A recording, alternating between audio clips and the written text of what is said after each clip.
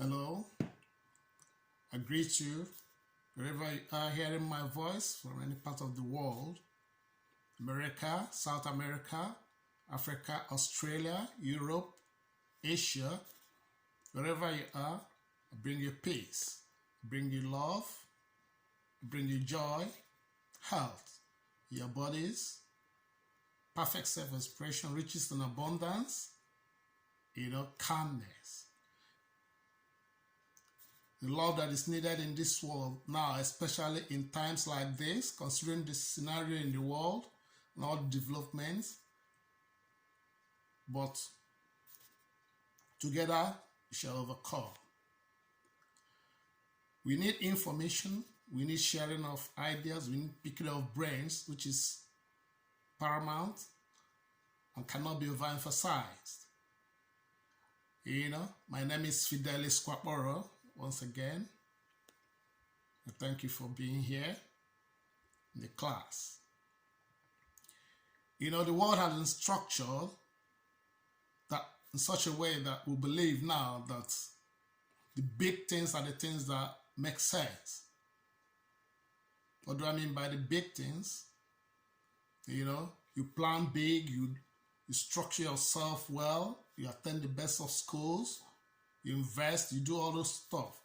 And all these things are very good and credible. But the point is that systematically, either by intent or omission, we have been structured along that path and losing focus on the superstructures of man. What is that superstructures? The life within, the state of your mind, which is the architect of human existence, individually, collectively, as a society. So, we have to start going down there, the subtle variables of life, the key drivers of life. How come? Is it not funny that we are losing focus, chasing the big stuff and leaving the substance, which is what drive and determine the big stuff? You have to focus on them, address those issues as subtle as they may be, but they determine how far one can go. The family is the superstructure of the society, individually and collectively. So it behoves on parents, to start inculcating in their children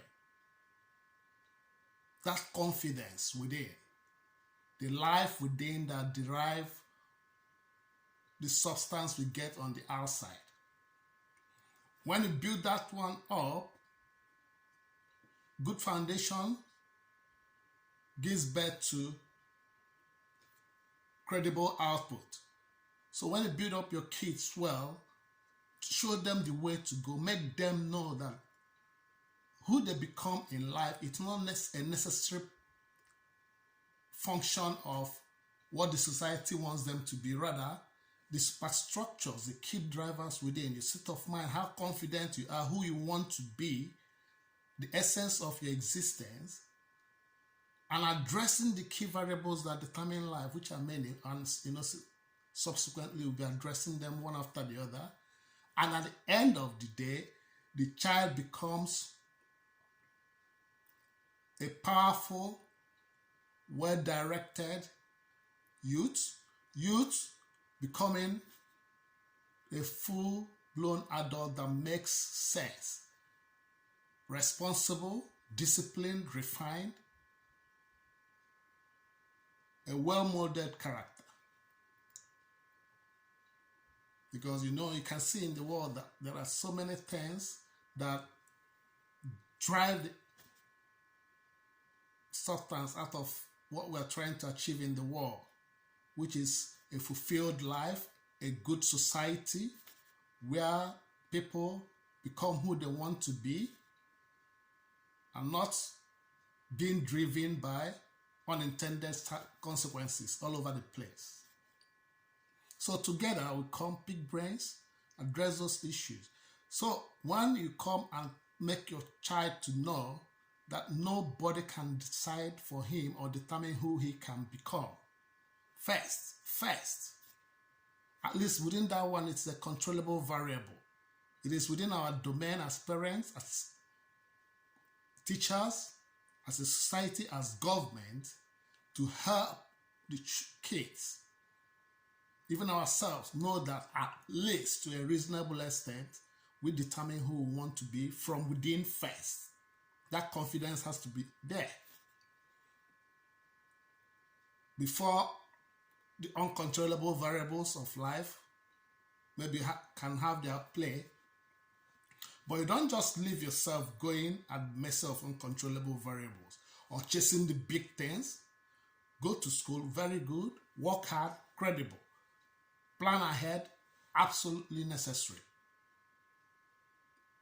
But you have to make them also know that you did those things and it didn't work as you planned them to be, means that you are not who you are.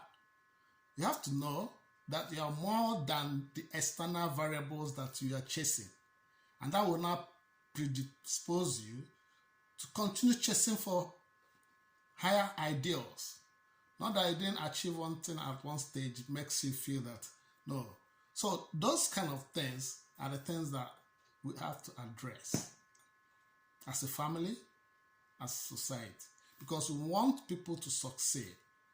Look at some of the countries of the world, some of the continents. You have people all over the place, useful population, intelligent as they may be. Even if the leadership or whatever is not doing a credible enough job to say commensurate outcome, but the workforce, the population, and the citizens of that place have what it takes to make also a great change. So you find out that collectively, by the time we start building up on these subtle variables, then life will begin to change. For us as individuals, for the community at large. So we have to start now to begin, in every little way we can, collectively, wherever you are. It's not something you leave for anybody. They say every little helps. You just keep building on it, making the society better. Look at how the world is, with all the resources all over the place, all over the country. Think of it, various nations of the world. If they are not rich in one thing or the other, they are well endowed in natural resources here and there, or human capacity is what you cannot underestimate. But still, the level of poverty all over the world is nothing to be proud of.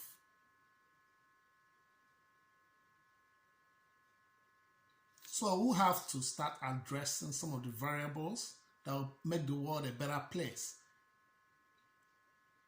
If you're in stage 1, you have to aspire to be in stage 2. So by the time you look inwards a little bit, you find out that there are many things that have not been addressed properly, even inculcated in our schools as curriculum, because they've either been overlooked, intentionally or otherwise. But by the time we start addressing them, we find out that will come out on the other side of the spectrum, better refined, more articulate, focused, and result-oriented.